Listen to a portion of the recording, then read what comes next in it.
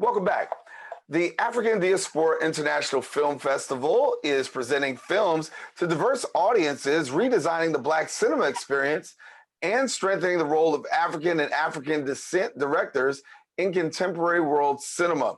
Now, due to continued crisis linked to the COVID-19 pandemic, the festival is being held both in person and online in the tri-state area in order to continue providing audiences with a rich and unique cultural experience to their audience. Now, joining us and sharing some details is the co-director and co-founder of the African Diaspora International Film Festival, Diarah N'Daw-Spech, and also director of Betrayal of a Nation film, Brandi Webb, and director of the Right Near the Beach film, Gibrey Allen, and all welcome to the show, and glad to have you here on Open. And I'll start first with Diarah, as we are talking about this film festival, obviously an opportunity to highlight films really where African Americans have really laid a footprint in the world of cinema. Absolutely, and I'm delighted to have the two guests with us this morning because they really represent a new generation of filmmakers that are part of the festival. Betrayal of a Nation is a film that's an indictment of American society and the treatment to which people of African descent have been subjected.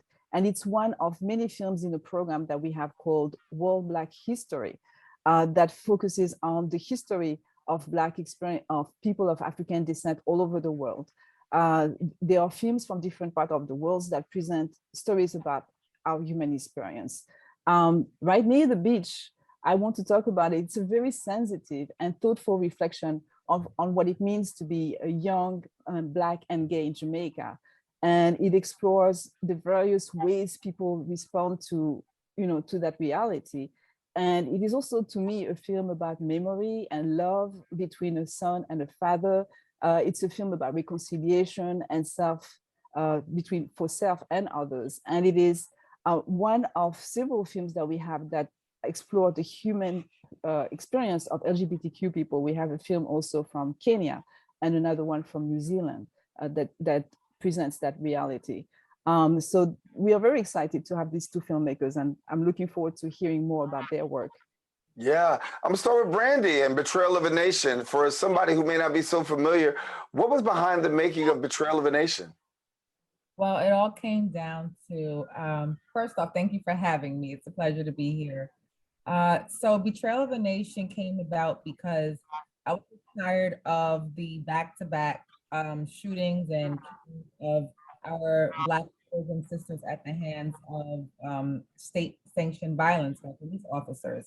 And it got to the point where I just said, America has done so much harm to communities of color, and there has to be a way to hold them accountable. And I, as a filmmaker, naturally, I said, okay, I have to find a way to construct a film that can do this.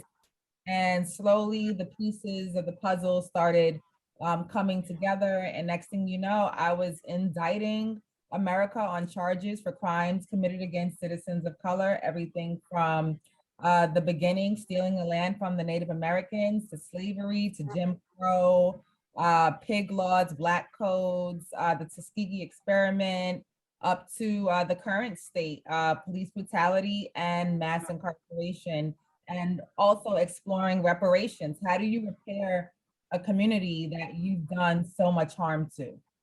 Right. Amazing, amazing, amazing. And for Gibrey, your film as well. Talk to us about the making of that. Yes, thanks for having me. Really excited and happy to be here. Right Near the Beach came out of a short film that I did called Excuses for Jeff. And that's an idea that I have of a young man going back to Jamaica from the U.S. for a friend's funeral. And when when he's there, none of the other friends are around or showed up for the festival funeral.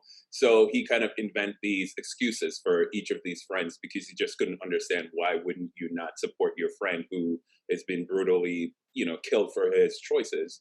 And I did a short film many years ago, and in doing that, I saw that story was bigger than myself who played that character going back, bigger than an actor trying to explore. That story had weight. It had meaning. There's a lot to that story. And So many years later, I decided to make a feature film and make it a lot more grounded and just speaking to issues of homophobia in Jamaica and try to take that and not and a different approach to the storytelling.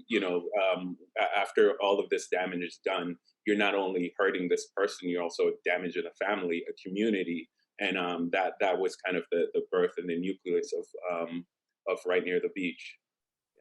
And so, Diarah, a little bit, you have these two wonderful, filmmakers here, and you've got a whole bunch more, but talk to us about this, because really, when we look at cultural context, that's very important, that people understand the culture, the history, and the fact that there's a lot of great talent and a lot of great stories that aren't always seen on mainstream films. Yes, that's the role of the festival, really, is to bring together a set of films from all over the world that all have in common to explore the human experience of people of African descent and people of color in general. So when you attend the festival and you watch all these films, for example, besides Jamaica, we have other films from the Caribbean, like Haiti, Trinidad and Tobago, Martinique, Cuba. What you do is you really get a sense of our common reality. We have all been exposed to a certain level of discrimination, of land grabbing, whether it's in any part of the world, and we have to realize and understand that we have those common realities.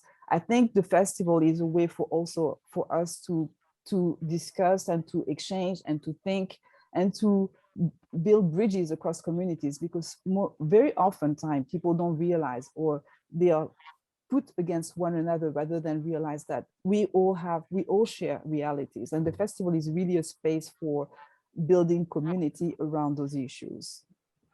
And so, Brandy, tell me about the takeaway. What are you hoping that people actually take away from your film? Well, I'm hoping that people watch this film and they feel inspired and motivated to engage in civic action. I mean, we have a lot of work to be done, in our society. And I feel like if someone watches the film and they say, wow, like, one, they're educated, they're informed. And once you're informed, that's when you can begin to take action and start exploring your role in the society. My role as a filmmaker. Someone else's role may be to just be on the front lines out there protesting. Another person's role may be to make music for the movement.